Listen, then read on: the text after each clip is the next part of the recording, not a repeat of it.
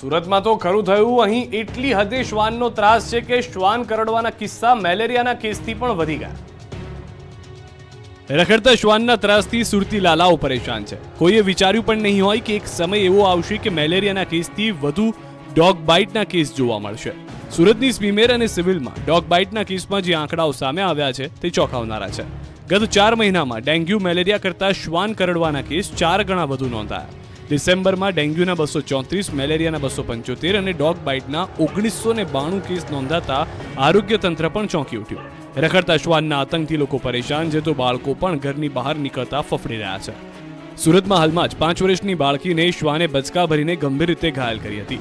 આ ઘટનામાં સીસીટીવી પણ સામે આવ્યા. ત્યારબાદ રખડતા શ્વાન સામે લોકોમાં ભારે રોષ ભભૂકી ઉઠ્યો છે અને તંત્રને તાત્કાલિક કોઈ પગલાં લેવા રજૂઆત પણ કરી હતી.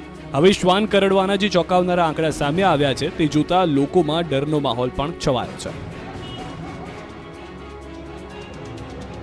ભરૂચમાં વ્યાજખોરો પોલીસ સકંજામાં આવ્યા. આ વ્યાજખોરોએ મન ફાવે તેમ વ્યાજ વસૂલી લોકોની ઊંઘ હરામ કરી નાખી હતી. વ્યાજખોરો સામે ભરૂચ પોલીસે લાલાક કરી. આર્થિક સંકળામણના કારણે વ્યાજખોરોને ચુંગાલમાં ફસાઈ જતા લોકોને ડરાવી ધમકાવી ઊંચું વ્યાજ વસૂલતા લોકો સામે ભરૂચ પોલીસે તવાઈ બોલાવી. પોલીસે 5 વ્યાજખોરોની ધરપકડ કરી તેમની પાસેથી કાર અને ડાયરી સહિત મોબાઈલ પણ કબજે કરી તપાસ હાથ ધરી. વ્યાજખોરો સામે વિશેષ અભિયાન અને લોક દરબારના માધ્યમથી ભોગ બનેલા લોકો આગળ આવ્યા છે. વ્યાજખોરો સામે ભરૂચ પોલીસે લાલાક કરી 4 ગુનામાં 7 ઇસમો સામે ગુનો નોંધી 5 વ્યાજખોરોને સકંજામાં લઈ લીધા.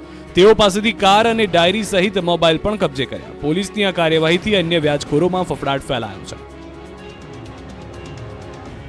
નજીવી બાબતે થઈ યુવકની હત્યા. બોરસદમાં ચપ્પુના ઘા ઝીકીને યુવકનું ઢીમ ઢાળી દીધું. બોરસદમાં સામાન્ય બાબતે થયેલા ઝઘડામાં 22 વર્ષીય યુવકની થઈ હત્યા. ભોપાફળી વિસ્તારમાં આ બનાવ બન્યો હતો. રાત્રે મૃતક યુવક તેના મિત્ર સાથે બાઇક ઉપર જતો હતો. તે સમયે બોલાચાલી બાદ મામલો બીચક્યો. સામાન્ય બોલાચાલીમાં સાહેબ મલેક ઉશ્કેરાઈ જઈ પોતાના ખિસ્સામાંથી ચપ્પુ કાઢી ઉપરા છાપરી ઘા મારી દેતા યુવક ગંભીર રીતે ઘાયલ થયો.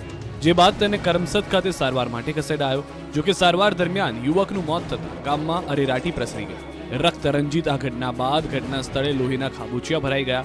બીજી તરફ પોલીસે ઘટના સ્થળે પહોંચી કોઈ અનિચ્છનીય ઘટના ન બને તે માટે ચાંપતો બંદોબસ્ત ગોઠવ્યો હતો.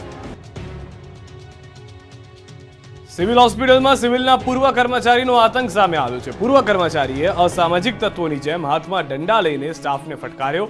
અગાઉ અનેક વખત સિવિલમાં ઘૂસીને મારામારી કરી હોવા છતાં કોઈ તેના વિરુદ્ધ ફરિયાદ કરતું નથી, કારણ કે કર્મચારીઓને પણ તેનો ડર છે. ત્યારે સિવિલ સુપ્રિન્ટેન્ડન્ટ દ્વારા પોલીસ કાર્યવાહી કરવા માટેની સૂચના આપી છે.